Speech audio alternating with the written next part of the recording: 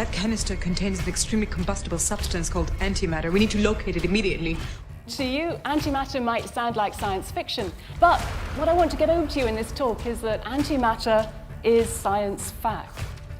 Oke guys, hari ini kita akan bahas fakta menarik dari film Angels and Demons, film tahun 2009 yang diangkat dari novelnya Dan Brown. Film ini menceritakan tentang ancaman terorisme yang dilakukan oleh kelompok Illuminati. Nah, menariknya dalam film ini ada peledak yang disebut dengan antimateri yang dicuri dari sebuah lab untuk meledakkan Vatikan. Nah, antimateri ini bukan fiksi dan labnya pun bukan fiksi, karena lab yang dimaksud dalam film ini adalah CERN. CERN adalah laboratorium nyata yang lokasinya ada di Jenewa, Swiss. CERN ini sangat terkenal karena di sana terdapat sebuah mesin tercanggih, terbesar, terpanjang di dunia yang disebut dengan Large Hadron Collider. Panjangnya mencapai 27 km di bawah tanah, melewati perbatasan Swiss dan Prancis. Mesin ini gunanya untuk mempercepat partikel sehingga mendekati kecepatan cahaya. Lalu partikel-partikel ini saling ditumbuhkan agar terpecah menjadi partikel-partikel lain. Nah, salah satu dari pecahannya adalah antimateri. Nah, jadi yang harus kalian tahu, sebetulnya film Angels and Demons ini bekerja sama dengan CERN untuk memperkenalkan antimateri, yang faktanya memang saat itu sedang diteliti oleh CERN.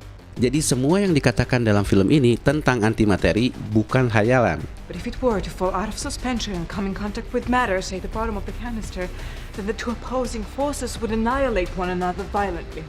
If I have a quarter of a gram of normal matter meeting a quarter of a gram of antimatter, then the resulting annihilation has the explosive force of 5 kilotons of TNT. Equivalent to about 5 kilotons. Nah, dalam video ini kita akan bahas secara detail apa itu antimateri. Dan kalian harus tonton video ini sampai habis karena antimateri ini bukan hal biasa. Nanti kalian akan tahu bahwa antimateri ternyata mengungkapkan bahwa alam semesta ternyata berasal dari ketiadaan. You're talking about the moment of creation. Yes. But this is what nothingness looks like from the perspective of our current theories of physics. In other words, we want to know exactly what it is about antimatter that made evolution of the universe happen. Jadi guys, siapkan akalnya, siapkan imannya, karena kita akan masuk pada kajian yang bisa membuat kalian gila.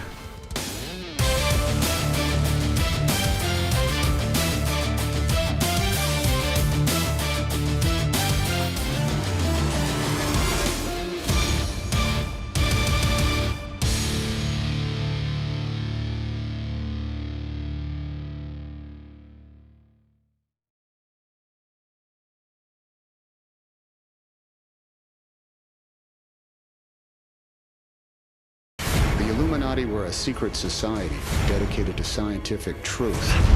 The Catholic Church ordered a brutal massacre to silence them forever.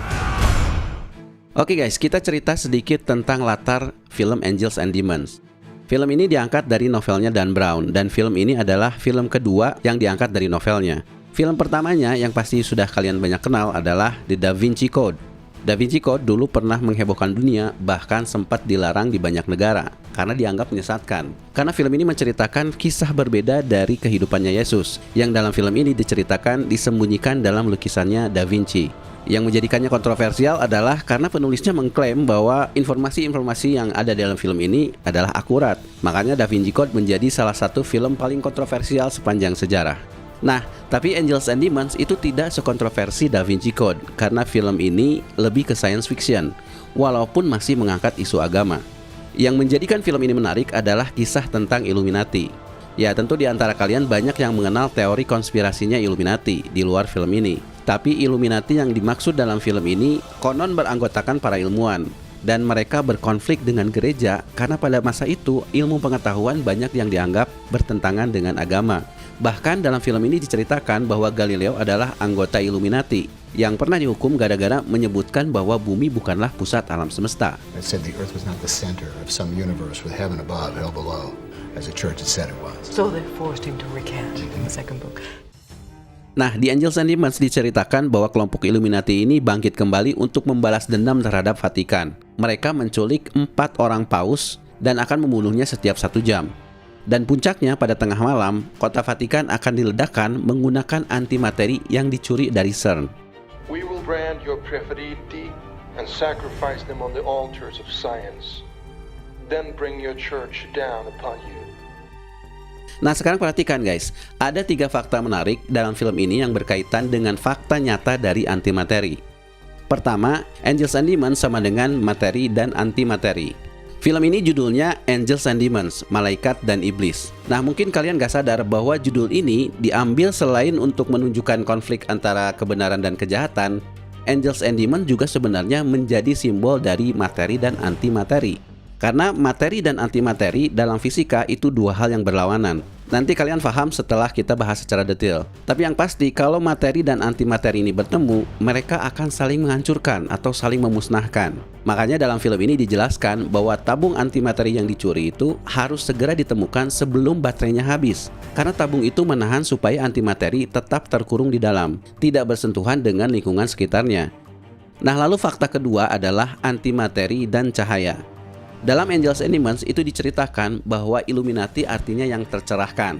Tercerahkan berarti ada hubungannya dengan cahaya. The Illuminati did not become violent until the 17th century. Their name means the enlightened ones. Itulah mengapa kelompok Illuminati ini menggunakan antimateri untuk meledakkan Vatikan. Karena ledakan yang dihasilkan bukan ledakan biasa, tapi ledakan cahaya. Jadi dengan menggunakan antimateri, seolah-olah Vatikan ini akan ditelan oleh cahaya, yang menjadi simbol kemenangan Illuminati. Vatican City will be consumed by light.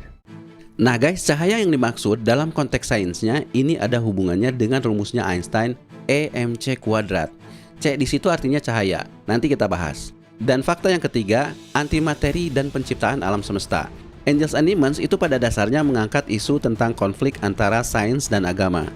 Illuminati bangkit kembali di film ini karena berniat membalas dendam terhadap Vatikan atas perlakuan buruk gereja terhadap para ilmuwan di masa lalu. Dan mereka berniat membalasnya menggunakan teknologi terkini, yaitu antimateri, supaya seolah sains berada di atas agama.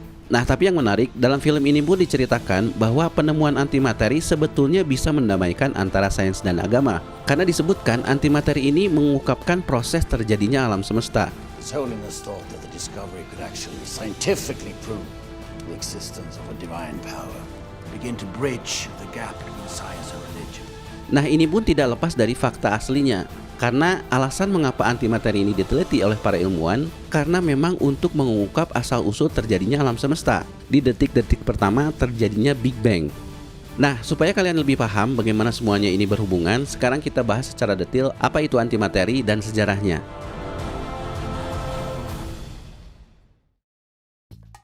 Nah oke guys, untuk mengetahui apa itu antimateri, berarti kalian harus tahu dulu apa itu materi.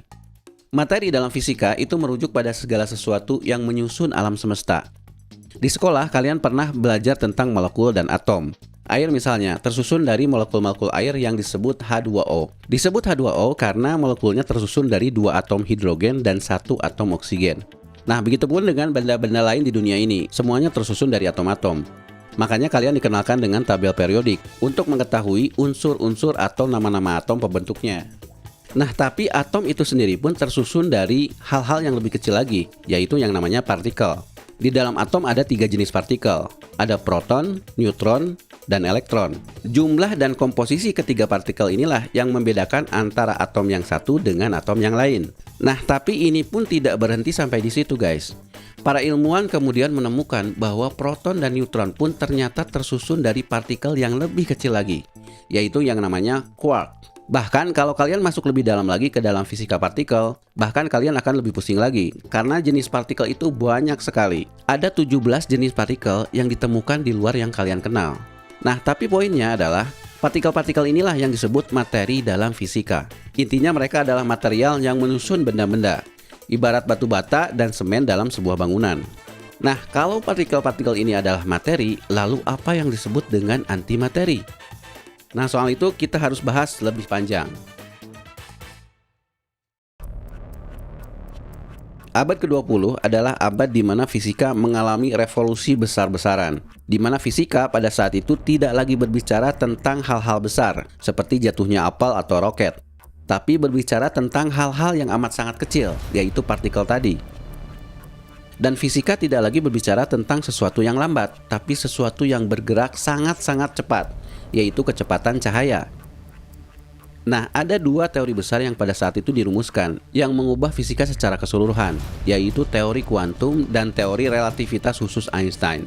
Kalau kalian paham dua teori ini, kalian akan paham mengapa fisika bisa lari ke hal-hal yang imajinatif, dari mulai perjalanan antar dimensi sampai mesin waktu.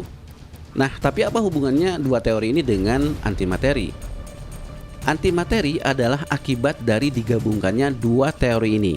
Pada awalnya, dua teori ini tidak saling berhubungan karena mereka membicarakan dua hal yang berbeda.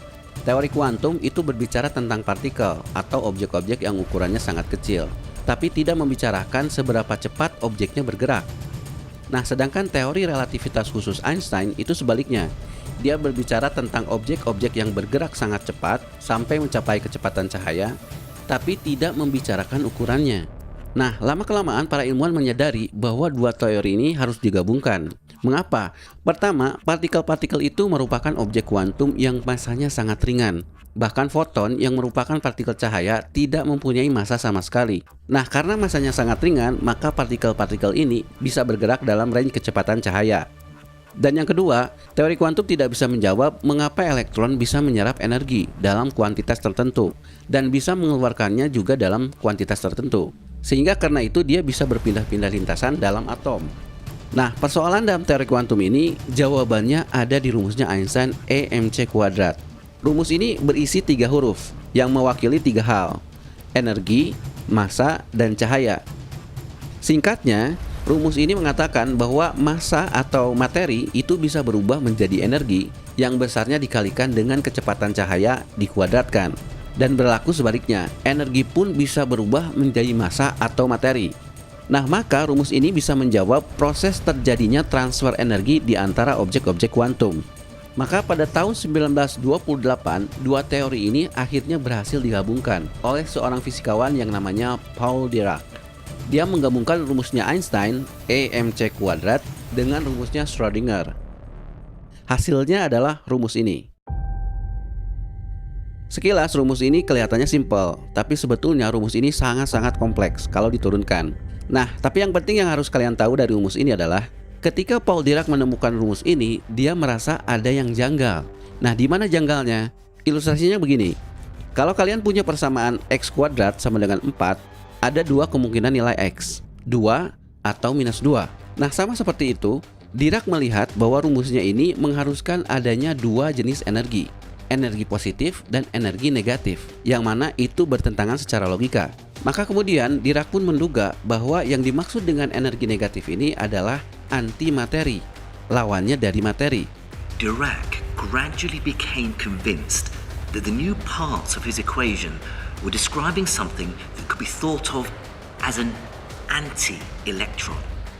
Jadi kalau ada elektron, maka harus ada anti-elektron. Kalau ada proton, maka harus ada antiproton, dan seterusnya. Nah, apakah antimateri ini betul-betul terbukti ada? Pada tahun 1932, seorang fisikawan bernama Carl Anderson meneliti radiasi sinar kosmik dalam sebuah alat yang disebut cloud chamber. Nah, dia menemukan keanehan. Ada jejak partikel yang sama persis dengan elektron, tapi arahnya berlawanan dan memiliki muatan negatif. Nah, dia menduga bahwa inilah anti-elektron yang disebutkan oleh Dirac. Maka pada saat itu dia menamakannya positron, elektron bermuatan positif. The red trail at the bottom is a positively charged electron. The exact mirror image of the regular negative electron. It's an example of antimatter. Nah guys, mungkin kalian gak sadar bahwa sebetulnya antimateri ini sudah menjadi teknologi. Di rumah sakit ada yang namanya PET scan, alat yang biasa digunakan untuk mendeteksi kanker. PET ini singkatan dari positron emission tomography. Disebut seperti itu karena alat ini memanfaatkan positron, antimateri dari elektron. Nah, sejak penemuan anti-elektron inilah, maka para ilmuwan mencari antimateri yang lain. Karena kalau ada anti-elektron berarti ada anti-proton, anti-neutron, anti-quark, bahkan nantinya jadi anti-atom. Bahkan kalau diteruskan, ada yang sampai berpikir bahwa jangan-jangan ada anti dari dunia ini. In principle, an anti-electron could form part of an anti-atom, and many anti-atoms could fit together to make an antimatter table, or even an anti-me. Nah guys, mungkin kalian bertanya, Apa sih pentingnya antimateri ini bagi para ilmuwan? Ada hal yang harus kalian tahu, dan ini mungkin akan sedikit mengagetkan. Tadi sudah dibahas bahwa antimateri adalah efek dari penggabungan dua teori, teori kuantum dan teori relativitas khusus Einstein. Nah, penggabungan dua teori ini sebenarnya menghasilkan satu teori baru, yaitu yang namanya quantum field theory, teori medan kuantum. Teori ini sangat-sangat absurd, sangat-sangat halu, dan sangat-sangat gila. Karena teori ini menyimpulkan bahwa elemen paling dasar dari alam ini ternyata bukan partikel, tapi sesuatu yang lebih abstrak. The best theories we have tell us that the fundamental building blocks of nature are not particles, but something much more nebulous and abstract. The fundamental building blocks of nature are fluid-like substances which are spread throughout the entire universe and ripple in strange and interesting ways. Ya, rumit untuk menjelaskannya, tapi konsekuensinya begini. Ini adalah sebuah simulasi komputer dari ruang kosong yang didapat dari teori ini. Ternyata para ilmuwan menemukan bahwa dalam ruang kosong pun atau dalam ruang hampa pun ternyata terdapat aktivitas misterius yang oleh para ilmuwan kemudian disebut fluktuasi kuantum. So even when there's nothing else there, the field is constantly bubbling and fluctuating. These are things that we call quantum vacuum fluctuations.